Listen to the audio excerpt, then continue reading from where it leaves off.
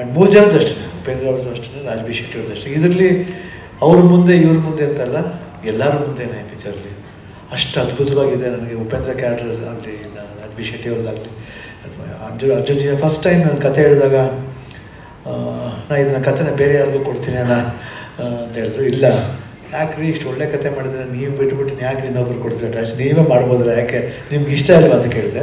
ಇಷ್ಟ ಇದೆ ಮಾಡ್ಬೋದಾ ಅಣ್ಣ ಅಂದ್ರೆ, ಮಾಡಿರಿ ದೇವರಿದೆ ನಾನು ಜಮಾಯಿಸೋಣ ಅಂತ ಹೇಳ್ಬಿಟ್ಟು ಅವತ್ತಿಂದ ಶುರುವಾಯಿತು. ಆಮೇಲೆ ಅದಕ್ಕೆ ರಮೇಶ್ ರೆಡ್ಡಿ ಅವ್ರು ಕೈ ಕೊಟ್ಟರು, ಸಾಥ್ ಕೊಟ್ಟರು ಪ್ರೊಡ್ಯೂಸರ್ ಆಗಿ, ಹಾಗೂ ಸತ್ಯ ಹೆಗಡೆ ಕ್ಯಾಮ್ರಾಮನ್ ಆಗಿ ಬಂದರು. ತುಂಬ ಒಳ್ಳೆ ಟೀಮ್ ಆಯಿತು. ಆಮೇಲೆ ನಾನು ಉಪೇಂದ್ರ ಅಂದ ತಕ್ಷಣ ನಮ್ಗೆ ಭಾಳ ಖುಷಿ ಆಯಿತು, ಜೊತೆಲಿ ರಾಜ್ಬಿ ಶೆಟ್ಟಿ ಅಂದ ತಕ್ಷಣ ಇನ್ನೂ ಖುಷಿ ಆಯಿತು. ಯಾಕಂದರೆ ಅದರಲ್ಲಿ ಒಂದು ಸ್ಪಾರ್ಕ್ ಇದೆ, ನಂಗೆ ತುಂಬ ಇಷ್ಟ. ಸೊ ಒಂದು ಕಾಂಬಿನೇಷನ್ ಅಂತ ಬಂದಾಗ ಅದು ಕೂಡು ಬರಬೇಕು. ಈ ಪಿಕ್ಚರ್ಲಿ ಎಲ್ಲ ಕೂಡು ಬಂದಿದೆ. ಯಾರು ಹೆಂಗೆ ಅಂತ ನೀವು ಸಿನಿಮಾ ಬಂದು ನೋಡಿದಾಗ ಗೊತ್ತಾಗುತ್ತೆ. ಇಡೀ ಜರ್ನಿ ಒಂದು ಸ್ವರ್ಗಕ್ಕೆ ಹೋದಂಗಾಗುತ್ತೆ, ಒಂದು ಹೆವೆನ್ಗೆ ಹೋದಂಗಾಗುತ್ತೆ ಅಂತ ಒಂದು ಅನುಭವ ಆಯಿತು. ಅರ್ಜುನ್ ಜನ್ಯ ಫಸ್ಟ್ ಸಿನಿಮಾ ಅಂತ ನನಗೆ ಅನಿಸ್ಲೇ ಇಲ್ಲ. ಅವ್ರು ಮಾಡಿದ ಸ್ಟೈಲ್ ಇರ್ಬೋದು, ಅವ್ರ ಪರ್ಫೆಕ್ಷನ್ ಇರ್ಬೋದು, ಒಂದು ಸತ್ಯ ಹೆಗಡೆ ಜೊತೆಲಿ ಅವ್ರು ಡಿಸ್ಕಸ್ ಮಾಡಿ ಆ ಲೈಟಿಂಗ್ ಸ್ಕೀಮ್ಸ್ ಇರ್ಬೋದು, ಪ್ರತಿ ಒಂದು ಟೈಮಲ್ಲೂ ರವಿ ವರ್ಮಾ ಆ್ಯಕ್ಷನ್ ಬ್ಲಾಕ್ಸ್ ಇರ್ಬೋದು, ಅಮೇಝಿಂಗಾಗಿ ಮಾಡಿದ್ದಾರೆ. ನಾನು ಈ ಸಿನಿಮಾದಲ್ಲಿ ಎದೆ ತಟ್ಕೊಂಡು ಹೇಳ್ತೀನಿ, ನಮ್ಮ ಭಾರತ ಚಿತ್ರರಂಗದಲ್ಲೇ one of the best action ಆಗುತ್ತೆ ಅನ್ನೋ ಒಂದು ಭರವಸೆ ಇದೆ. Hope it will be fulfilled. And ಅದಕ್ಕೆ ರಮೇಶ್ ರೆಡ್ಡಿ ಅವರು ಏನೇ ಆದರೂ ಪರವಾಗಿಲ್ಲ ಮಾಡೋಣ ಅಂತ ಹೇಳ್ಬಿಟ್ಟು ಅವರು ಧೈರ್ಯ ಮಾಡಿದ್ದು ತುಂಬ ಅದ್ಭುತವಾಗಿತ್ತು. ಆ್ಯಂಡ್ ಉಪೇಂದ್ರ ಜೊತೆ ಕಾಂಬಿನೇಷನ್ ಮಾಡ್ಬೇಕಾದ್ರೆ ಯಾವಾಗಲೂ ಅದು ಖುಷಿಯಾದ ವಿಷಯನೇ. ಯಾಕಂದರೆ ನನ್ನ ಫೇವ್ರೆಟ್ಟು ಉಪೇಂದ್ರ. ಯಾವಾಗಲೂ ಜೊತೆಲಿದ್ದಾಗ ಯಾವಾಗ ತಮಾಷೆ ಮಾಡ್ತಾ ಇರ್ತೀವಿ, ಎಮೋಷನ್ ಬಂದಾಗ ಎಮೋಷನಲ್ ಆಗಿರ್ತೀವಿ. ಅಂದರೆ ಐ ಟು ಐ ಕೊಡೋಲ್ಲ, ಜಾಸ್ತಿ ನಗ್ಬಿಡ್ತೀವಿ ಜಾಸ್ತಿ.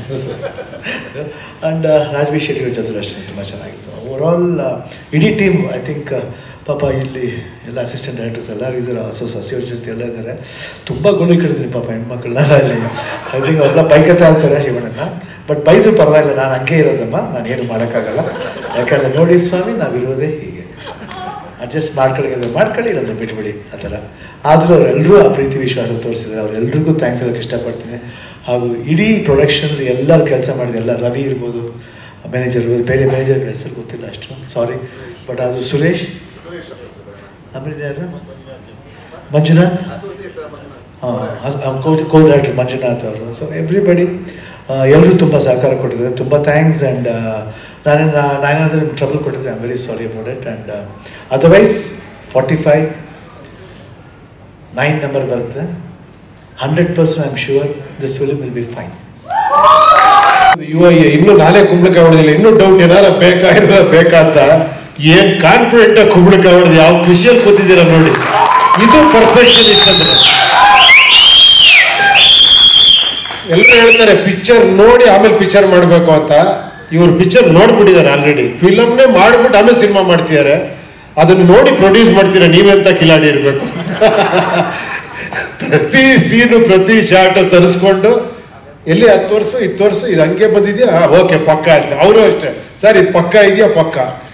ಎವ್ರಿಥಿಂಗ್ ಇಷ್ಟು ಪ್ಲಾನ್ಡ್ ಆಗಿ ಮೋಸ್ಟ್ಲಿ ಹಾಲಿವುಡ್ ಅಲ್ಲಿ ಕೇಳಿದೆ ಈ ತರ ಮಾಡ್ತಾರೆ ಅಂತ. ಬಟ್ ಕನ್ನಡದಲ್ಲಿ ನನ್ನ ಪ್ರಕಾರ ನಾನು ನೋಡಿದ್ದು ಇದೇ ಫಸ್ಟ್ ಸಿನಿಮಾ, ಈ ತರ ಮಾಡಿರೋ ಸಿನಿಮಾ.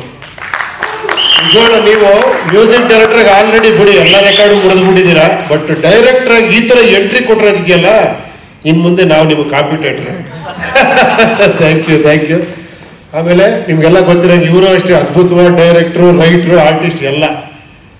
ಅವರು ಇದನ್ನು ಒಪ್ಪಿ ಮಾಡ್ತಾ ಇದ್ದಾರೆ ಅಂದ್ರೇನೆ ನೋಡಿ ಎಷ್ಟಿದೆ. ಎಲ್ಲ ನಾವೆಲ್ಲ ಒಪ್ಪಿದ್ದೀವಿ ಅಂದ್ರೆ ನಿಮ್ಮ ಪರ್ಫೆಕ್ಷನ್, ನೀವು ಮಾಡಿರೋ ಸ್ಟೋರಿ ಬಹಳ ವಿಭಿನ್ನವಾದ ಅದ್ಭುತವಾದಂಥ ಸ್ಟೋರಿ, ಒಳ್ಳೆ ಥಾಟ್ ಇರೋವಂಥ ಸ್ಟೋರಿ. ಅದು ನೀವು ನೋಡಿ ನಿಮ್ಗೆ ಗೊತ್ತಾದ, ನಾವು ಹೇಳಬಾರ್ದು ಅದನ್ನ, ಅಷ್ಟು ಚೆನ್ನಾಗಿ ಮಾಡಿದ್ದಾರೆ. ಸತ್ಯ ಹೆಗಡೆ ಅವ್ರು ಮಾತನಾಗಿಲ್ಲ, ಇಂಥ ಸಿನಿಮಾಗೆ ನನ್ನ ಕೈಗೆ ಸಿಗ್ಲಿಲ್ಲ, ಇಲ್ಲಿ ಸಿಕ್ಕಾಕೊಂಡ್ರು. ಅದ್ಭುತವಾಗಿ ಮಾಡಿದ್ದಾರೆ ಎಲ್ಲ ಟೀಮು. ಬಹಳ ಏನಂದ್ರೆ ನಾವು ಒಂಥರ ಪಿಕ್ನಿಕ್ ತರ ಇತ್ತು. ಶೂಟಿಂಗ್ ಹೋದ್ರೆ ಫಸ್ಟ್ ಆಫ್ ಆಲ್ ಶಿವಣ್ಣ ಇದ್ರೆ ಬಿಡಿ, ಆ ಪಿಕ್ನಿಕ್ ಅವ್ರು ಎಂಥ ಮೂಡಲ್ಲಿದ್ರು ಜಾಲಿ ಮಾಡಿ ಖುಷಿ ಮಾಡಿ. ಯಾಕಂದ್ರೆ ಅವ್ರು ಹಂಗಿರ್ತಾರೆ. ಏನಂದ್ರೆ the most simplest star, the most ಅದೇನು ಹೇಳ್ಬೇಕು ಅದಾಗಲ್ಲ, ಆ ಥರ ಸೂಪರ್ ಸ್ಟಾರ್ ಇವರು. ಎಂಥವ್ರು ಬಂದ್ರು ಕೂಡ ಏನ್ ಹೇಳಿ, ಇಷ್ಟೇ ಅಹಂಕಾರ ಇದ್ರು ಅದೆಲ್ಲ ಮುರಿದಾಗ ಅವ್ರ ಪಕ್ಕದಲ್ಲಿ ಕೂತ್ಕೊಂಡ್ಬಿಡ್ಬೇಕು, ಆ ಥರ ಇರ್ತಾರೆ ಅವರು. ಅದಕ್ಕೆ ಅವ್ರ ಜೊತೆ ಎಷ್ಟು ಸಿನಿಮಾ ಕಳೆದ್ರು ಕೂಡ ಅವ್ರ ಜೊತೆ ಅಂದ್ರೆ ಎಸ್ ಅಂತೀವಿ ನಾವು. ಸೊ ಅದೊಂದು ನಮ್ಮ ಅದೃಷ್ಟ. ಅದು ಅವ್ರ ಜೊತೆ ನಾನು ಕೆರಿಯರ್ ಡೈರೆಕ್ಟರ್ ಸ್ಟಾರ್ಟ್ ಮಾಡಿ ಇವತ್ತು ಅವ್ರ ಜೊತೆ 2-3 ಪಿಕ್ಚರ್ ಮಾಡಿದ್ದೀವಿ. ತುಂಬ ಅದ್ಭುತವಾದಂಥ ಇದು ಆದಷ್ಟು ಬೇಗ ಸಿನಿಮಾ ತೋರಿಸಿ, ಬೇಗ ಆದಷ್ಟು CG ಕರೆಕ್ಟಾಗಿ ಆದಷ್ಟು ಒಂದು 6 ತಿಂಗಳು 1 ವರ್ಷದಲ್ಲಿ ಬೇಗ ಮುಗಿಸಿ. ಗುರುವೆ 1 ವರ್ಷದಲ್ಲಿ ಆಗುತ್ತಲ್ಲ, ಇನ್ನೂ ಬೇಗ ಆಗುತ್ತಾ? ಗಿಂತ ಮುಂಚೆ ಬರ್ತೀರಾ? ಇಲ್ಲ ಇಲ್ಲ. ಓಕೆ, ಎಲ್ರಿಗೂ ಥ್ಯಾಂಕ್ ಎಲ್ಲ ಪತ್ರಿಕಾ ಮಿತ್ರರಿಗೆ ಎಲ್ಲರಿಗೂ ನಿಮ್ಮೆಲ್ಲರ ಪ್ರೋತ್ಸಾಹ ಬಹಳ ಮುಖ್ಯ ಈ ಪಿಕ್ಚರ್ಗೆ ಅಂತ ಹೇಳ್ತಾ ಎಲ್ಲರಿಗೂ ಒಳ್ಳೇದಾಗ್ಲಿ. I wish you all the best. 45-9 super hit ಆಗಲಿ. Thank you. ನಾನು ವಿಸಿಲ್ ಹೊಡಿಯೋದಕ್ಕೆ ಅಂತಾನೆ ಹೋಗ್ತಿದ್ದೆ ಅಂಡ್ ಈ ಪೋಸ್ಟರ್ ನೋಡ್ಕೊಂಡು ನಾನು ಅರ್ಧ ಗಂಟೆ ಸ್ಪೆಂಡ್ ಮಾಡ್ತಾ ಇದ್ದೆ. ಇದು ಯಾವ ತರ ಪೋಸ್ಟರ್, ಇದು ಯಾವ ತರ ಡಿಸೈನ್, ಇದು ಹೇಗಿದೆ ಅಂದ್ರೆ ತುಂಬಾ ಮೆಸ್ಮರೈಸ್ ಮಾಡಿತ್ತು. ಹೌದಾ ಸರ್?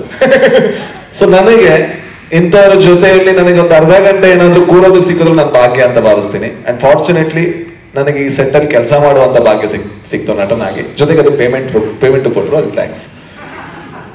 ಅಂಡ್ 45 ಒಬ್ಬ ಕನ್ನಡಿಗನಾಗಿ ಕನ್ನಡದ ಒಂದು ಹೆಮ್ಮೆಯ ಸಿನಿಮಾ ಅಂತ ನಾನು ಹೇಳ್ಕೋಬಹುದು ಅಂತ ನಾನು ಭಾವಿಸ್ತೀನಿ. ನಾನು ಕೆಲಸ ಮಾಡಿರೋ ಒಂದು ಹೆಮ್ಮೆಯ ಸಿನಿಮಾ, ಖುಷಿ ಆಗುತ್ತೆ. ನಾವು ಅನ್ಕೊಂಡಿದ್ದಕ್ಕಿಂತ ಜಾಸ್ತಿ ದಿವಸ ತಗೊಂಡ್ವಿ, ಬಟ್ ಆದ್ರೆ ನಾವು ಅನ್ಕೊಂಡಿದ್ದಕ್ಕಿಂತ ಜಾಸ್ತಿ ಚೆನ್ನಾಗಿ ಮಾಡಿದ್ವಿ. ಅಂದ್ರೆ ಅಟ್ಲೀಸ್ಟ್ ನನ್ನ ತಲೆಯಲ್ಲಿ ಇರ್ಲಿಲ್ಲ. ಮತ್ತೆ ಪ್ರತಿ ದಿವಸ ಸೆಟ್ ಅಲ್ಲಿ ಬರ್ಬೇಕಾದ್ರೆ ನನಗೆ ಇದು ಒಂಥರ ಯೂನಿವರ್ಸಿಟಿ ಆಗಿತ್ತು. ಯಾವ ತರ ಶಾರ್ಟ್ ತಗೋತಾ ಇದಾರೆ, ಯಾಕಂದ್ರೆ ನಾನೆಲ್ಲ ತುಂಬಾ ಇಂಡಿ ಸಿನಿಮಾಸ್ ಮಾಡಿದವನು, ಒಂದಿಷ್ಟು ಸಣ್ಣ ಸೆಟಪ್ ಅಲ್ಲಿ ಒಂದು ಸಣ್ಣ ಬಜೆಟ್ ಅಲ್ಲಿ ಸಿನಿಮಾ ಮಾಡಿದವನು. ಅಂಡ್ ಈ ಸಿನಿಮಾದ ಕನಸು ಬೇರೆ, ಈ ಸಿನಿಮಾದ ವಿಸ್ತಾರ ಬೇರೆ. ಅದನ್ನ ಗಟ್ಟಿಯಾಗಿ ಕಟ್ಲಿಕ್ಕೆ ದೊಡ್ಡ ಪಿಲ್ಲರ್ ನಮ್ಮ ಪ್ರೊಡ್ಯೂಸರ್. ಯಾಕಂದ್ರೆ ಏನೇ ಹೇಳಿದ್ರು ಅವರು ಆಯ್ತು ಅಂತ ಹೇಳ್ತಾರೆ, ಮುಂದುವರಿಸ್ತಾರೆ.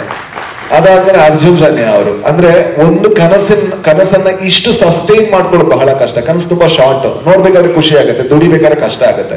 ಬಟ್ ಇಷ್ಟು ಲಾಂಗ್ ದುಡಿಯೋದು, ಜೊತೆಗೆ ಅದು ಕನಸು ಹೇಗೆ ಕಾಣೋ ಅದೇ ರೀತಿ ಅಥವಾ ಅದಕ್ಕಿಂತ ಉತ್ತಮವಾಗಿ ಬರೋ ತನಕ ಬಿಡದೇ ಇರೋದು ಒಂದು ಹಠ.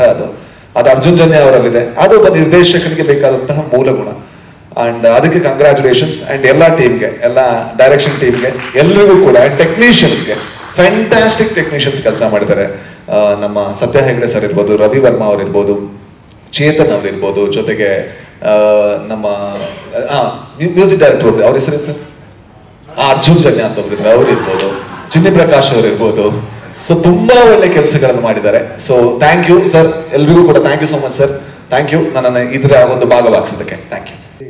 ಯಾವಾಗ ಡಾಕ್ಟರ್ ಶಿವರಾಜ್ ಕುಮಾರ್ ಅವರು, ಪಿ ಸರ್ ಅವರು, ರಾಜ್ ಬಿ ಶೆಟ್ಟಿ ಅವರು ಬಂದಿದ್ದ ತಕ್ಷಣ ನನ್ನ ತಲೆಗೆ ಹೊಡೆದಿದ್ದು ಅಂದೆ, ಈ ಫಿಲ್ಮ್ ಮಿಸ್ ಆಗಕ್ಕೆ ಚಾನ್ಸೇ ಇಲ್ಲ. ಯಾಕಂದರೆ 3 ಮಹಾನ್ ನಿರ್ದೇಶಕರು ನನ್ನ ಹಿಂದೆ ಇದ್ದಾರೆ. ನಾನೇನೋ ತಪ್ಪು ಮಾಡಿದ್ರೆ ಅವ್ರು ಕರೆಕ್ಟ್ ಮಾಡೇ ಮಾಡ್ತಾರೆ. ಸೊ ಯಾವುದೇ ಜಾಗದಲ್ಲಿ ಹೆಂಗೆ ಯೋಚನೆ ಮಾಡಿದ್ರು ಇದನ್ನು ಮಿಸ್ ಆಗಕ್ಕೆ ಚಾನ್ಸೇ ಇಲ್ಲ ಅನ್ನೋ ಧೈರ್ಯ. ಬಟ್ ನಾನು ಹೇಳೋದೊಂದು ಬ್ರಹ್ಮ, ವಿಷ್ಣು, ಮಹೇಶ್ವರ ಈ 3 ಜನ ಕಾಂಬಿನೇಷನ್. ನನಗೆ ಬ್ರಹ್ಮ, ಡೈರೆಕ್ಟರ್ಗಳ ಬ್ರಹ್ಮ, ರಿಯಲ್ ಸ್ಟಾರ್ ಪಿ ಸರ್, ನಿರ್ದೇಶಕರು ಗ್ರೇಟೆಸ್ಟ್ ಆಫ್ ಆಲ್ ಟೈಮ್ ಅಂತ ಹೇಳ್ಬೋದು. ನಾನು ಅವರ ನಟನೆ, ಅವರ ಮೊನ್ನೆ ಉಪೇಂದ್ರ ನೋಡಿದ್ವಿ, ಆಗಲೂ ಕಣ್ಣಲ್ಲಿ ನೀರಿತ್ತು. ಇಷ್ಟು ಅದ್ಭುತವಾದ ಒಂದು ನಿರ್ದೇಶಕರ ಜೊತೆ ನಾನು ನನ್ನ ಸಿನಿಮಾ ಮಾಡ್ತಾ ಇದ್ದೀನಿ ಅನ್ನೋದೇ ಒಂಥರ ಭ್ರಮೆ. ಅದೇನೋ ಗೊತ್ತಿಲ್ಲ ಸರ್, ನಂಬಕ್ಕೆ ಆಗ್ತಿಲ್ಲ. ನಿಮ್ಮ ಆಶೀರ್ವಾದ sir, thank you. And Vishnu ಅಂತ ಹೇಳಿದ್ದು ನಮ್ಮ ರಾಜ್ ಬಿ ಶೆಟ್ಟಿ ಅವರು. ಯಾಕಂದರೆ ವಿಷ್ಣುಗೆ 10 ಅವತಾರ, ಇವ್ರಿಗೆ ಯಾವುದೇ ವೇಷ ಹಾಕಲಿ ಸಡನ್ನಾಗಿ ಹಾಗೆ ಜಂಪ್ ಆಗುತ್ತೆ, ಅದರೊಳಗಡೆ ಹೋಗ್ಬಿಡ್ತಾರೆ. So he can just go to any avatars. ಯಾವುದೇ ರೀತಿ ಆ್ಯಕ್ಟಿಂಗ್ ಕೊಟ್ಟರು ಮಾನಿಟರ್ ನೋಡ್ತಾ ಇದ್ರೆ ಇವ್ರು ಇದ್ದಾಗ ನಾನು ಇವ್ರು ನೋಡೋದಿಲ್ಲ, ಹಿಂದೆ ಏನೋ ತಪ್ಪಿದೆಯಾ ಅದೇ ನೋಡ್ತೀನಿ. ಬಿಕಾಸ್ ಇವ್ರು ಮಿಸ್ ಮಾಡೋಕ್ಕೆ ಚಾನ್ಸೇ ಇಲ್ಲ, ಅಷ್ಟು ಅದ್ಭುತವಾದ ನಟ. ಮಹೇಶ್ವರ ಅಂದರೆ ನಮ್ಮ ಶಿವನ್. ಯಾಕಂದರೆ ಶಿವನಿಗೆ ತುಂಬ ಬೇಗ ಕರಗ್ಬಿಡ್ತಾರಂತೆ. ಅವ್ರು ಶಿವ ಏನು ಕೇಳಿದ್ರು ಕೊಟ್ಟ ಅಭ್ಯಾಸ. ಅವ್ರಿಗೆ ಬೇಕಾಗಿರೋದು ಭಕ್ತಿ ಮಾತ್ರ. ಸೊ ಅವ್ರ ಮುಂದೆ ಭಕ್ತಿಯಿಂದ ತಲೆ ಬಾಗಿಸಿದ್ರೆ ಎಲ್ಲರಿಗೂ ಏನು ಬೇಕಾದ್ರೂ ಕೊಟ್ಬಿಡ್ತಾರೆ, ಏನು ಯೋಚನೆ ಮಾಡೋದು. ಹಾಗೆ ನನಗೆ ನಿರ್ದೇಶಕನ ಪಟ್ಟ ಕೊಟ್ಬಿಟ್ರು ಸುಮ್ಮನೆ. ಸೊ ಅದೊಂದು ದೊಡ್ಡ ಜವಾಬ್ದಾರಿ ಆಗೋಗಿದೆ ನನಗೆ. ಈ 3 ಅದ್ಭುತವಾದ ಬ್ರಹ್ಮ, ವಿಷ್ಣು, ಮಹೇಶ್ವರ ಎಲ್ಲಿದ್ರು ಒಂದು ದೇವಸ್ಥಾನ ಬೇಕಲ್ಲ ಸರ್, ಆ ದೇವಸ್ಥಾನ ಕಟ್ಕೊಟ್ಟಿದ್ದು ರಮೇಶ್ ರೆಡ್ಡಿ ಅವರು. ಕುಬೇರ ದೇವಸ್ಥಾನದಲ್ಲಿ ಇವೆಲ್ಲ ಮೂರ್ತಿಗಳನ್ನ ಯಾವ ರೀತಿ ಇಡಬೇಕು, ಹೇಗೆ ಬರಬೇಕು, ಆ ದೇವಸ್ಥಾನ ಹೇಗೆ ಕಾಣಬೇಕು ಅನ್ನೋದು. ಆ ದೇವಸ್ಥಾನ ನನ್ನ ಸಿನಿಮಾ 45. ಸೊ ಆ ದೇವಸ್ಥಾನದಲ್ಲಿ ಇಷ್ಟು ಜನ ಇದ್ದಾರೆ. ಆ್ಯಂಡ್ ಪ್ರಧಾನ ಅರ್ಚಕರು ಅಂತ ಹೇಳ್ತೀನಿ ನಮ್ಮ ಸತ್ಯ ಹೆಗಡೆಯವರು. ಯಾಕಂದರೆ ಅಲಂಕಾರ ಮಾಡಬೇಕಲ್ಲ, ಅದು ಹೆಂಗೆ ಕಾಣುತ್ತೆ, ಏನೇನು ಮಾಡಬೇಕು, ಅದಕ್ಕೆ ಏನು ಕಾಣಬೇಕು, ಏನು ಲೈಟಿಂಗ್ ಮಾಡಬೇಕು. ಒನ್ ಆಫ್ ಮೈ ಹೀರೋಸ್ ಅಂತ ಹೇಳ್ತೀನಿ ಸರ್. ಇಷ್ಟು ಜನ ಅಲ್ಲಿ ಅವರು ಕೂಡ ಒಬ್ಬರು. ಒಂದು ಫ್ರೇಮನ್ನು ನೀವು ಒಂದು ಲೂಸ್ ಫ್ರೇಮ್ ನನ್ನ ಸಿನಿಮಾ ಸಿಕ್ಕಲ್ಲ, ಅದೆಲ್ಲ ಕ್ರೆಡಿಟ್ಸ್ ಸತ್ಯ ಹೆಗಡೆ ಅವ್ರಿಗೆ ಹೋಗ್ಬೇಕು. And thank you sir, thank you all for blessing me. ತುಂಬ ದೊಡ್ಡ ವಿಷಯ ಸರ್ ನೀವೆಲ್ಲ ಇಲ್ಲಿರೋದು. Thank you so much sir. ನಮಸ್ಕಾರ. ಆ ದೇವಸ್ಥಾನ ಇದುವರೆಗೂ ನೋಡಿದಿರೋ ಸರ್ಪ್ರೈಸ್ ಅಂತ ಈ ಸಿನಿಮಾದಲ್ಲಿ ಹೇಳಕ್ ಇಷ್ಟಪಡ್ತೀನಿ. ಸೊ ಅಷ್ಟು ಜನರ ಜೊತೆ ಈ ಸಿನಿಮಾದಲ್ಲಿ ವರ್ಕ್ ಮಾಡಿರೋದು ನಾನು ತುಂಬಾ ಭಾಗ್ಯಶಾಲಿ ಅಂತ ಹೇಳಕ್ ಇಷ್ಟಪಡ್ತೀನಿ. ಇಡೀ ಸಿನಿಮಾದಲ್ಲಿ ಟೆಕ್ನಿಕಾಲಿಟಿ ಅಂತ ಬಂದಾಗ ತುಂಬಾ ಜನ ಕೇಳ್ತಾ ಇದ್ರು ಏನೋ ಮಾಡಿದಿರಂತ ಹಂಗೆ ಹಿಂಗೆ ಆ ಥರ ಅಂತೇಳಿ. ಬಟ್ ಇದನ್ನ ನಾನು ಸಜೆಸ್ಟ್ ಮಾಡೋದೇನಂದ್ರೆ ಈ ಥರ ಹೊಸಬರು ಎಲ್ಲರೂ ಅಡಾಪ್ಟ್ ಮಾಡಿಕೊಂಡ್ರೆ ಒಳ್ಳೊಳ್ಳೆ ಕನ್ನಡ ಸಿನಿಮಾಗಳು ಡೆಫಿನೆಟ್ ಆಗಿ ಬರುತ್ತೆ. ಯಾಕಂದರೆ ಪ್ರೊಡ್ಯೂಸರು ಕಾನ್ಫಿಡೆಂಟ್ ಆಗಿ ಪ್ರೊಡಕ್ಷನ್ ಮಾಡ್ಬೋದು. ಅವರಿಗೆ ಏನು ಮಾಡ್ತಾ ಇದ್ದಾರೆ, ಸುಮ್ಮನೆ ಒಂದು ಲೈನ್ ಕತೆ ಹೇಳ್ಬಿಟ್ಟು ಸಿನಿಮಾ ಮಾಡ್ತಾ ಚೇಂಜಸ್ ಆಗೋದಕ್ಕಿಂತ ನಾವು ಇಲ್ಲಿ ಏನು ಅಂದ್ಕೊಂಡಿದ್ದೀವಿ ಎಕ್ಸಾಕ್ಟ್ಲಿ ಅದೇ ಥರ ಬರುವವರೆಗೂ ನಾವು ಅದು ಹಿಂದೆ ಮಾಡಿದ್ದೀವಿ, ಅದಕ್ಕೆ ಸಪೋರ್ಟ್ ಆಗಿ ಪ್ರೊಡ್ಯೂಸರು ಮಾಡಿದ್ದಾರೆ. ಬಟ್ ನನಗೆ ಈ ಥರದ್ದು ಒಂದು ಪ್ರಿಪೇರ್ ಆಗಿ ಬಂದರೆ ಒಳ್ಳೊಳ್ಳೆ ಸಿನಿಮಾಗಳು ಎಲ್ಲರ ಕಡೆಯಿಂದ ವರ್ಕ್ ತೆಗೆಸ್ಕೊಂಡು ಚೆನ್ನಾಗಿ ಮಾಡ್ಬೋದು ಅನ್ನೋ ಒಂದು ಗ್ಯಾರಂಟಿ ಈ ಸಿನಿಮಾ ನಮ್ಗೆ ಕೊಡುತ್ತೆ ಅಂತ ಹೇಳಕ್ಕೆ ಇಷ್ಟಪಡ್ತೀನಿ. ಅದ್ರ ಜೊತೆಗೆ ತುಂಬ ಥ್ಯಾಂಕ್ಸ್ ಎಲ್ರಿಗೂ. ಇಷ್ಟು ಖುಷಿಯಿಂದ ನಾವು ಈ ಸಿನಿಮಾ ಮಾಡಿ ಆ ಕಾನ್ಫಿಡೆನ್ಸ್ ನಮ್ಗೆ ಇನ್ನೂ ಜಾಸ್ತಿ ಆಗಿದೆ. ಯಾಕಂದರೆ ಅಷ್ಟು ಚೆನ್ನಾಗಿ ಎಲ್ಲರೂ ಪರ್ಫಾರ್ಮ್ ಮಾಡಿದ್ದಾರೆ. ಡೈರೆಕ್ಟರ್ ಸರ್ ನಿಜವಾಗ್ಲೂ ನಿಮಗೆ ಕನ್ನಡ ಇಂಡಸ್ಟ್ರಿಗೆ ಒಂದು ಸರ್ಪ್ರೈಸಿಂಗ್ ಸಿನಿಮಾ ಕೊಡ್ತಾರಂತ ನಾವು ಕಾನ್ಫಿಡೆಂಟ್ ಆಗಿ ಹೇಳಕ್ಕೆ ಇಷ್ಟಪಡ್ತೀನಿ. 2.5 ಅವರು ನಾವು ಕೂತ್ಕೊಂಡು ನೋಡಿದ್ರೆ ಅಷ್ಟು ಇಂಟ್ರೆಸ್ಟ್ ಆಗಿತ್ತು. ಎಲ್ಲರೂ ಹೇಳಿದ್ರು ಆವಾಗ ನನಗೆ, ಅವರು ಇವ್ರು ಹೇಳಿದ್ರು ಯಾಕಪ್ಪ ಅಂತ ಹೇಳಿದ್ರು. ಸರ್ ನಿಮ್ಮ ಬಗ್ಗೆ ನಾನು ಹೇಳ್ತಾ ಇದ್ದೀನಿ ನಿಜನೇ ಅಂತ ಎಲ್ಲರೂ ಏನಪ್ಪ ಅರ್ಜುನ್ ಜನ ಮೇಲೆ ಇಷ್ಟೊಂದು ದುಡ್ಡು ಆಗ್ತಾ ಇದೆಯಾ, ಹೊಸ ಡೈರೆಕ್ಟ್ರು ಅವ್ರಿಗೆ ಹೆಂಗೆ ಅಂತ. ಆ ಆನಿಮೇಷನ್ ಪಿಕ್ಚರಲ್ಲಿ ಆ ಡೈಲಾಗ್ಗಳಾಗಲಿ ಆ ಸಂಭಾಷಣೆ ಆಗಲಿ ಹೆಂಗಿತ್ತು ಅಂತ ಹೇಳಿದ್ರೆ ನಮ್ಗೆ ತುಂಬ ಹೆಂಗಂದರೆ ಇದು ಹೆಚ್ಚು ಕಮ್ಮಿ ನಾವು ರಾಜ್ಕುಮಾರ್ ಪಿಕ್ಚರ್ ನೋಡ್ದಂಗಿತ್ತು ಆ ಸಂಭಾಷಣೆ. ನನಗೆ ಗೊತ್ತಿದ್ದಂಗೆ ಒಂದು ಪದಾನೂ ಅಷ್ಟೇ ಇವಾಗ ಬರೋಗೂ ನಮ್ಮ ಪಿಕ್ಚರಲ್ಲಿ ತುಂಬ ಅಜಗಜಾಂತರ ಇದೆ. ನಂಗೆ ತುಂಬ ಇಷ್ಟ ಆಯಿತು ಸರ್ ಮಾಡೋಣ ಅಂತೇಳಿದ್ವಿ. ಪಿಕ್ಚರ್ ಸ್ಟಾರ್ಟ್ ಆಗೋ ತನಕ ನಂಗೆ ಭಯನೇ ಇತ್ತು. ಮಾಡೋಣ ಅಂತೇಳಿದ್ವಿ, ಪೂಜೆ ಮಾಡಿದ್ವಿ, ಎಲ್ಲ ಮಾಡಿದ್ವಿ. ನಮ್ಮ ಪೂಜೆಗೆ ಶಿವಣ್ಣ ಬಂದರು, ನಮ್ಗೆ ಸ್ವಲ್ಪ ಧೈರ್ಯ ಬಂತು. ಆಮೇಲೆ ಮೈಸೂರಲ್ಲಿ ಶೂಟಿಂಗ್ ಮಾಡಿಬಿಟ್ಟು ನಂಗೆ ದಿನಾ ಶೂಟಿಂಗ್ ಮಾಡಿದ್ರೆ ಎಷ್ಟು ಶೂಟಿಂಗ್ ಮಾಡ್ತಾರೆ ಅಷ್ಟು ಸೀನ್ ಕಳಿಸೋರು, ಇನ್ಕ್ಲೂಡಿಂಗ್ ಡೈಲಾಗು ಮ್ಯೂಸಿಕ್ಕು. ನನಗೆ ಆವಾಗ ಕಾನ್ಫಿಡೆಂಟ್ ಬಂತು, ಓ ಸರ್ ಇನ್ನಂತ. ಆವತ್ತಿಂದ ಅವ್ರು ಏನು ಹೇಳಿದ್ರು ಅದು ನಾನು ಕೊಡ್ತಾ ಇದ್ದೀನಿ. ನಾನು ಏನು ಹೇಳಿದ್ರು ಅದು, ಯಾಕೆಂದರೆ ಮನುಷ್ಯನಿಗೆ ಒಬ್ಬರ ಮೇಲೆ ಕಾನ್ಫಿಡೆಂಟ್ ಬರ್ಬೇಕು. ಎಷ್ಟೇ ಮಾತಾಡಿದ್ರು ಅದ್ರ ನಾವು ಒಳಗಡೆ ಇರುತ್ತೆ. ಅದು ಕೆಲವ್ರು ಹೇಳ್ತಾರೆ, ಕೆಲವ್ರು ಹೇಳ್ಕೊಳ್ಳಲ್ಲ. ನಾನು ಖಂಡಿತ ಹೇಳ್ತೀನಿ, ಫಸ್ಟ್ ಮೈಸೂರಲ್ಲಿ 10 ದಿವಸ ಶೂಟಿಂಗ್ ಮಾಡೋ ತನಕ ನಂಗೆ ದಿಗ ಅಂತಾನೆ ಇತ್ತು. ಎಲ್ಲರೂ ಮಾತಾಡೋದು. ಆವಾಗ ಕಳಿಸಿದ್ರು, ಒಂದೊಂದು ಸೀನು ಕಳಿಸಿದಾಗ ಆವಾಗ ಓ ಪರವಾಗಿಲ್ಲ, ಇವರು ನಮ್ಮ ಡೈರೆಕ್ಟ್ರಿಗೆಲ್ಲ ಡೈರೆಕ್ಟ್ರು ಅಂತ ಹೇಳ್ಬಿಟ್ಟು ಒಂದು ಕಾನ್ಫಿಡೆಂಟ್. ಆ ಸೀನುಗಳು ಅದೆಲ್ಲ ಏನಂದರೆ ಹೆಂಗೆ ತೆಗಿತಾ ಇದೆ ಅಂದರೆ ಇದು ಒಂಥರ ಆ ಪಿಕ್ಚರ್ ನಾವು ಅದು ನನಗೆ ಹೇಳಕ್ಕೆ ಬರುತ್ತಾ ಇಲ್ಲ ಕರೆಕ್ಟಾಗಿ, ಆ ಥರ ಇತ್ತು ಸೀನುಗಳು. ತುಂಬ ಚೆನ್ನಾಗಿ ಮಾಡಿದ್ದಾರೆ ಈ ಫಿಲಮ್. ನಾನು ಮೊನ್ನೆ ಯಾವುದೋ ಇಂಟ್ರೋಲ್ಲೂ ನಾನು ಹೇಳಿದೆ ನನಗೆ ಅದಂತ, ಇದು ಕರ್ನಾಟಕ ಅಲ್ಲ ನಮ್ಮ ಇಂಡಿಯಾ ತಿರುಗಿ ನೋಡುತ್ತೆ ಅಂತ ನನ್ನ ಭಾವನೆ. ನನ್ನ ಪಿಕ್ಚರ್ ಅಂತ ಹೇಳ್ತಾ ಇಲ್ಲ, ಖಂಡಿತ ನನ್ನ ಪಿಕ್ಚರ್ ಅಂತ ಹೇಳ್ತಾ ಇಲ್ಲ. ನಾನು ಒಂದು ಪ್ರೇಕ್ಷನಾಗಿ ಪಿಕ್ಚರ್ ನೋಡಿ ನಾನು ಹೇಳ್ತಾ ಇದ್ದೀನಿ. ಅಂದರೆ ಎಷ್ಟು ಆ ಮಗುನ ಮುದ್ದಾಗಿ ಸಾಕಿದ್ದಾರೆ ಅಂತ ಹೇಳಿದ್ರೆ ನನಗೆ ಅಂತ ಹೇಳ್ಬಿಟ್ಟು, ನಾವೇನಪ್ಪ ಅಂತ ಹೇಳಿದ್ರೆ ಇವಾಗ ಮಧ್ಯಾಹ್ನ ಊಟ ಹಾಕಿಲ್ಲ ಸರ್, ಊಟ ಹಾಕಲಿಲ್ಲ ಅಂದರೆ ಆ ಮಗು ಏನಾಗತ್ತೆ ಅಂತ ಹೇಳ್ಬಿಟ್ಟು ಅಷ್ಟು ಟೈಮ್ ಕರೆಕ್ಟಾಗಿ ಕೊಟ್ಟಿದ್ದೀವಿ. ಮಕ್ಕಳು ಸಾಕ್ದಂಗೆ ಸಾಕಿದ್ದಾರೆ ಅವರು ಆ ಸ್ಟೋರಿನ. ಇದು ತುಂಬ ಬಂದಿದೆ. ಯಾಕಂದರೆ ಪಿಕ್ಚರ್ ಫುಲ್ಲು ನಾನೇ ನೋಡಿರೋದು, ಅವರು ನೋಡಿರೋ ಇಲ್ಲ, ಫುಲ್ಲು ಫಿಲಮ್ ನಾನೇ ನೋಡಿರೋದು. ಫುಲ್ ಫಿಲಮ್ಮು ನಾನು ದಿನ ಸೀನ್ ಟು ಸೀನ್ ಸಾಯಂಕಾಲ 8:30-9 ಗಂಟೆ ನಾನು ಬಂದ್ಬಿಡೋದು. ನಾನು ನೋಡೋದು, ಸರ್ ಇದೇನು ಸರ್ ಇದು ಅಂದರೆ, ಅಣ್ಣ ನಾಳೆ ಸ್ವಲ್ಪ ಚೇಂಜ್ ಮಾಡ್ತೀನಿ ನಾನು ಅವ್ರ ಮ್ಯೂಸಿಕ್ಕು. ಅಷ್ಟು ಅದ್ಭುತವಾಗಿ ಬಂದಿದೆ ಇದರಲ್ಲಿ. ನನಗೆ ಮೈನು ಈ ಸ್ಟೋರಿ ನೋಡಿದ್ರೆ ಇವಾಗ ಫಸ್ಟು ಶಿವಣ್ಣ ಬಂದರು, ಆಮೇಲೆ ಸರ್ ಉಪೇಂದ್ರ ಸರ್ ಬಂದರು. ಉಪೇಂದ್ರ ಸರ್ ಬರೋ ಎಂಟ್ರಿ ನಾವು ಇದುವರೆಗೂ ನೀವು ನೋಡಿರಲ್ಲ. ಯಾಕೆಂದರೆ ಅವ್ರ ಪಿಕ್ಚರಲ್ಲಿ ಇನ್ನೂ ಜೋರಾಗಿರುತ್ತೆ, ನಮ್ಮ ಪಿಕ್ಚರಲ್ಲಿ ಇದುವರೆಗೂ ನೋಡಿರಲ್ಲ ನಿಮ್ಮ ಸರ್. ನಿಮ್ಮ ಇದು ಆ ಥರ ತೋರಿಸಿದ್ದಾರೆ ಅಣ್ಣವರು, ತುಂಬ ಚೆನ್ನಾಗಿ ತೋರಿಸಿದ್ದಾರೆ.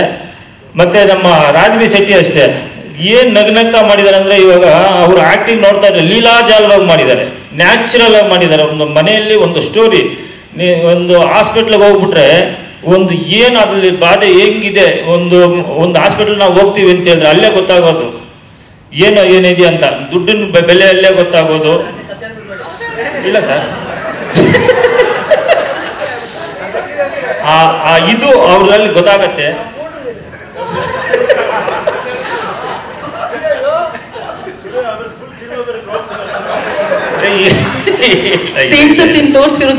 ಇಲ್ಲ ಆ ಥರ ಖುಷಿಗೆ ನಾವು ಮಾತಾಡ್ತಾ ಇದೀವಿ. ಪಿಕ್ಚರ್ ಸ್ಟೋರಿ ಅಂತ ಹೇಳಲ್ಲ, ನಾನು ಹೇಳಿದ್ದಂತ ತದ್ವಿರುವಾಗೇ ಇರುತ್ತೆ ಅದಂತ. ಅಂತ.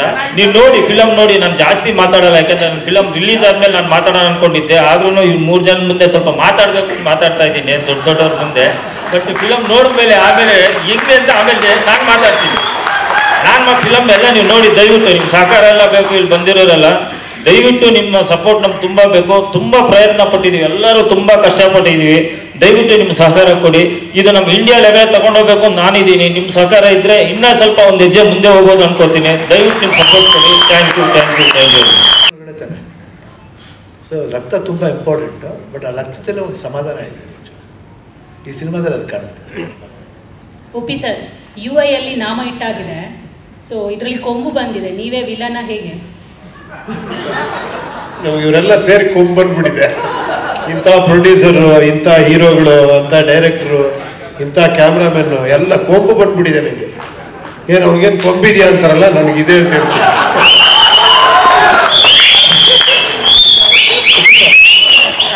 ಸರ್, ಸಿನಿಮಾದ ಮುಹೂರ್ತ ಸಂದರ್ಭದಲ್ಲಿ ಇಲ್ಲೇ ಈ ಕಡೆ ಸಿನಿಮಾದ ಮುಹೂರ್ತ ಟೈಮಲ್ಲಿ ಕೇಳಿದ್ವಿ ಟೈಟಲ್ ವಿಚಾರ ಏನು ಅಂತ ಅಂದ್ಬಿಟ್ಟು, ಅಲ್ಲಿ ಬಿಟ್ಕೊಟ್ಟಿಲ್ಲ. ಈಗ ಸಿನಿಮಾ ಕಂಪ್ಲೀಟ್ ಆಗಿದೆ. ಇಲ್ಲಿ ತನಕ ನೀವು ಆಲ್ಫಾಬೆಟ್ ಇಟ್ಕೊಂಡು ಅಥವಾ ಸಿಂಬಲ್ ಇಟ್ಕೊಂಡು ಸಿನಿಮಾ ಮಾಡಿದ್ರಿ. ಈಗ 45 ಅವ್ರು ನಂಬರ್ ಇಟ್ಕೊಂಡು ಸಿನಿಮಾ ಮಾಡ್ತಾ ಇದ್ದಾರೆ.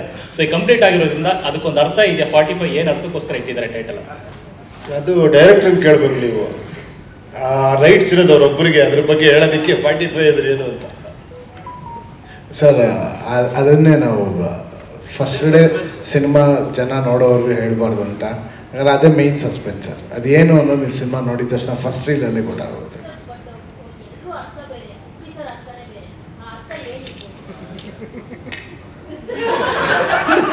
ಇಲ್ಲಿ ಯಾಕೆ ನನ್ನ ಗೋಳೆ ಕೊಡ್ತೀರಾ? ನಾನು ಪಾತ್ರಧಾರಿ, ಸೂತ್ರಧಾರಿ ಅಲ್ಲಿದ್ದಾರೆ. ಓಕೆನಾ? ಸರ್, ಈಗ ಮ್ಯೂಸಿಕ್ ಡೈರೆಕ್ಟರ್ ಆಗಿ ನೀವು ಸೂಪರ್ ಹಿಟ್ ಸಾಂಗ್ಗಳನ್ನ ಕೊಟ್ಟಿದ್ದೀರಿ. ನೀವು ಯಾವಾಗ ಸಿನಿಮಾ ಡೈರೆಕ್ಷನ್ ಅಂತ ಬಂದಾಗ ಇಲ್ಲಿ ಶಿವಣ್ಣ ಡೈರೆಕ್ಷನ್ ಅಂತ ಬಂದಾಗ ಒಪ್ಪಿ ಸರ್ ಅಂತ ನಟನ ಡೈರೆಕ್ಟ್ ಮಾಡಬೇಕು, ಅವ್ರು ಡೈರೆಕ್ಟ್ರು ಕೂಡ. ಇನ್ನು ಈ ಕಡೆ ರಾಜ್ಬಿ ಶೆಟ್ಟಿ ಸರ್ ಕೂಡ. ಇನ್ನು ಶಿವಣ್ಣ ಅವರ ಅನುಭವದಲ್ಲಿ ಏನೋ 100 ಜನ ನಿರ್ದೇಶಕರು ಕೆಲಸ ಮಾಡಿದ್ದಾರೆ. ಸೊ ಇದು ತುಂಬ ದೊಡ್ಡ ಟಾಸ್ಕ್ ನಿಮಗೆ, 3 ಜನನ ಹ್ಯಾಂಡಲ್ ಮಾಡುವಂಥದ್ದು. ಬಿಕಾಸ್ ಇದು ನಿಮಗೆ ಫಸ್ಟ್ ಸಿನಿಮಾ ಇರಬೇಕು ಅಂತ 2 ದಿನದಿಂದ ಯೋಚನೆ ಮಾಡ್ತಾ ಇದ್ದೆ ಸರ್. ಈ 106 ದಿನದಲ್ಲಿ ನನಗೆ ಯಾವತ್ತು ಆ ಥರ ಅನ್ಸೋಕ್ಕೆ ಇವರು 3 ಜನ ಬಿಟ್ಟಿಲ್ಲ. ನಾನು ಫಸ್ಟ್ ಡೇ ಮೀಟಿಂಗಿಂದನೇ ಯಾರೂ ಅವ್ರ ಕಣ್ಣಲ್ಲಿ ಬರೀ ಆಶೀರ್ವಾದ ಕಾಣ್ತಿತ್ತು ಹೊರತು ಯಾರ ಕಣ್ಣಲ್ಲಿ ನೀನು ಹೆಂಗೆ ಮಾಡ್ತೀಯ ಅನ್ನೋ ಒಂದು ಲುಕ್ಕೂ 106 ದಿನದಲ್ಲಿ ಒಬ್ಬ ಹೀರೋನು ನನಗೆ ಕೊಟ್ಟಿಲ್ಲ ಸರ್. ಅವ್ರ ಮುಂದೆ ಹೋದಾಗೆಲ್ಲನೂ ಕಲ್ತ್ಕೊಂಡು ಬಂದಿದ್ದೀನಿ. ಇದೆಲ್ಲ ನೋಡ್ಬಿಟ್ಟು ಮೊನ್ನೆ ಯೋಚನೆ ಮಾಡ್ತಿದ್ದೆ, ಏನು ಧೈರ್ಯ ಇರಬೇಕು ನಿನಗೆ, ಇವ್ರು ಇಷ್ಟು ದೊಡ್ಡವ್ರ ಹತ್ರ ಹೋಗ್ಬಿಟ್ಟು ಡೈರೆಕ್ಷನ್ ಬೇರೆ ಮಾಡ್ತೀನಿ, ಅದು ಫಸ್ಟ್ ಸಿನಿಮಾ ಅಂತ. ಇದೆಲ್ಲ ಅವ್ರ ಆಶೀರ್ವಾದ ಸರ್, ದೇವರ ಆಶೀರ್ವಾದ ಸರ್. ಆ್ಯಂಡ್ ರಮೇಶ್ ಅಣ್ಣ ಅವ್ರ ಆಶೀರ್ವಾದ. ನಾನು ಯಾವುದೋ ಕತೆ ಹೇಳಿದ ತಕ್ಷಣ ಅವ್ರು ಹೇಳ್ದಂಗೆ ಒಬ್ಬ music director first cinema direction ಇಷ್ಟು ದೊಡ್ಡ ಬಡ್ಜೆಟ್ನ ಹೆಂಗೆ ಹಾಕಬೇಕು ಅಂತ ಅವ್ರಿಗೆ ಹೆಂಗೆ ಯೋಚನೆ ಬಂತು, ಅದು ಏನು ನೋಡಿದ್ರು ನನ್ನಲ್ಲಿ ಅದು ಗೊತ್ತಿಲ್ಲ. ಇವತ್ತು ಈ ಸಿನಿಮಾ ಆಗಿದೆ, ಅದು ಸಿನಿಮಾ ರಿಲೀಸ್ ಆದಮೇಲೆ ಅದರ ಪರ್ಪಸ್ ಎಲ್ಲನೂ ಇದೇ ರೀತಿ ಅರ್ಥ ಆಗುತ್ತೆ ಅಂತ ಅನ್ಕೊಳ್ತೇನೆ ಸರ್. Thank you sir. ಒಬ್ಬ ಮ್ಯೂಸಿಕ್ ಡೈರೆಕ್ಟರ್ ಸರ್. ನಾನು ಒಂದು 150 ಸಿನಿಮಾ ಮಾಡಿದ್ದೀನಿ. ಆ ಫಿಲ್ಮ್ಗಳು ನೋಡ್ಕೊಂಡು ಕಲ್ತಿದ್ದೀನಿ.